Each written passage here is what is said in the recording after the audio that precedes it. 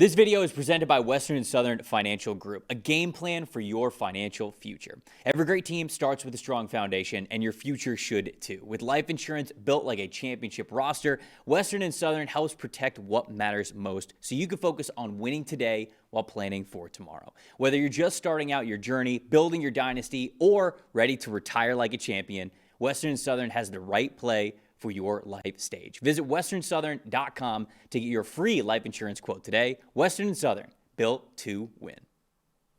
Jags and the Colts, the next game that we're talking about here. Jacksonville wins this one, eliminates the Colts from the playoffs, which is crazy to say given the fact that the Colts started the year 7-1. Jacksonville wins this one, and as we said a little bit earlier in the show, still have a chance at the number one overall seed in the AFC. 23-17 was the final score here. Top 5 graded players that we had for Jacksonville. Cornerback Monteric Brown with a 77.8. Linebacker Devin Lloyd a 77.7. Wide receiver Parker Washington, what a player he's been for them this season, 76.8. Wide receiver Jacoby Myers a 73.8.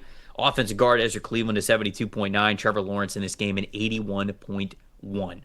On Indianapolis' side of things, linebacker Jermaine Pratt with a 91.8. Tight end Mo Alley Cox scored his first touchdown of the season, 86.4.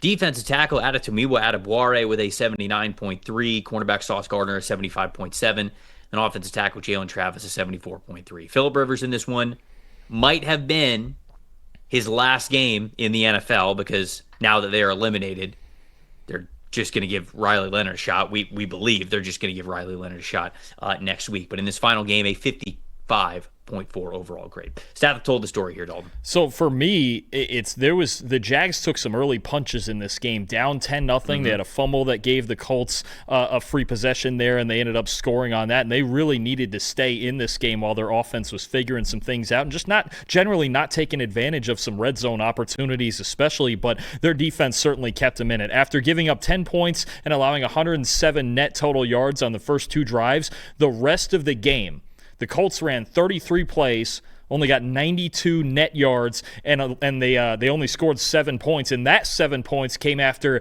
a big-time Ashton Dulin kick return that gave them a really good field position in Jacksonville territory. So I think a big thing for me was Jacksonville's defense kind of picking up their offense, playing complementary football, only allowed 44 yards in the fourth quarter of this game while getting 2 interceptions, one of them on that Hail Mary that you mentioned there. And a big thing like I'm going to talk about with the Colts, I've been talking about it every week, they only ran for 69 yards. Even in a game they were ahead 10-0, they could not find the run game.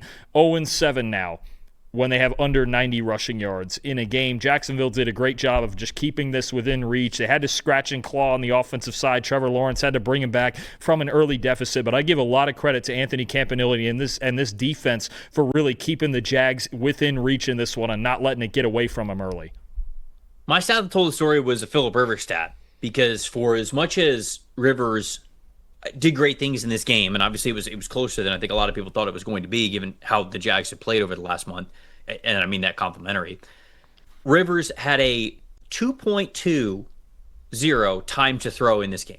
Incredibly fast. The ball was coming out of his hands incredibly quick. And yet, Dalton, it was still an 8.9 average depth of target. So he almost had a 10-yard average depth of target in this game while only holding on to the ball for a 2.20 time to throw average. To me, that's Tua ball. And unfortunately, as we've seen with Tua himself, it's an unsustainable way to play. Like, you can have some spots where you are snapping the football. It is the defense is what you think it's going to be post snap in the first 2 seconds, and you are letting that ball go, and you're trying to throw it in the intermediate and deep levels while trying to get rid of it very quickly. But we have also seen the other side of things, and there's a reason why Tua was also leading the NFL in turnover-worthy plays before he got benched. Because when you are trying to push the ball deep down the field, yet you are getting rid of it before 2.5 seconds, you're just inviting all sorts of disaster. Because if the defense moves even slightly from what you thought they were going to do pre-snap to post-snap, you could be putting the ball in all sorts of harm's way when you're not controlling it enough to be able to scan the field and actually fully understand where the defense is going. Now, Rivers kind of has to play this way, right? He doesn't have the mobility, and he doesn't have the overall arm strength to be able to fire it in between windows, 2.5, 3 seconds after the ball is snapped. So this is sort of how he is forced to play. I'm not saying that he should have played a different way, but I am saying that this style of ball, it only has so much time before you really will get burned. And I felt like that's what happened in this game. They had the good moments. They also had the times where that luck kind of ran out. It's a passing strategy that it's just not sustainable. It's just not sustainable. I don't even think for a full game, let alone as a strategy that you could have for weeks and weeks on end, like the Dolphins have had with Tua over the last couple of years. So I think that was my stat that told the story. Is it was always going to be hard for the Colts to hang on, with that being the case with Rivers. But my most impressive in this one, Jermaine Pratt. He had that 91.2 overall grade like we saw there, 92.7 coverage grade, 2 targets, 1 catch allowed, just 1 passing yard allowed when he was in coverage. And he had that interception in the end zone, which was incredibly impressive. It was a route combination where they were facing quarters. I believe they were facing corners, and the outside wide receiver is just running a post where he's just trying to clear out that side of the end zone, that front pylon and that right side of the end zone.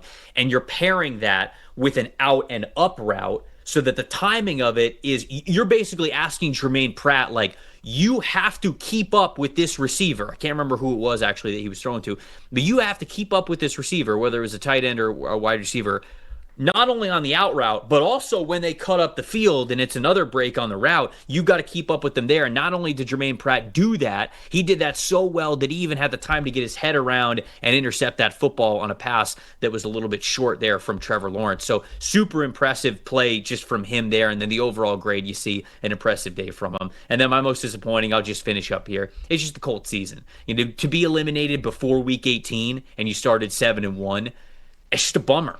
And we talked about this when we did the Fix Your Franchise for the Indianapolis Colts over at the NFL Stock Exchange podcast. This team has been so insanely unlucky since they, at the trade deadline, went, we're all in. Since they pushed all their chips on the middle of the table, basically everything has gone wrong. Everything has gone wrong with this team. Injuries, lack of execution, ball not bouncing their way. Just kind of sucks. Just kind of sucks for what was a pretty special year, a very efficient year, a very fun year for them in the first half of the season, for it to come crashing down and them get eliminated even before Week 18 begins. No, I completely agree with you. The Colts, I mean, it's going to be an interesting offseason when you talk about their options at quarterback. Do they take a mid-round guy on day 2? Do they sign a veteran? Is it Kyler Murray? Is it Tua? Is it Malik Willis? Who could that be for them starting at quarterback next year? Is it Anthony Richardson in-house if he gets healthy, obviously, and starts playing a little bit better? I mean, we have no idea what this Colts quarterback situation is going to look like. My most impressive guy in this game, just want to shout out real quick, Trevor, there's not many guys in the league right now playing better than Parker Washington is at receiver for the Jacksonville Jaguars. 8 more catches for 116 yards in this game. Let me throw something at you real quick. And his increased usage in the second half of the season has made this offense a lot better, along with adding Jacoby Myers and getting Brian Thomas healthy and all that.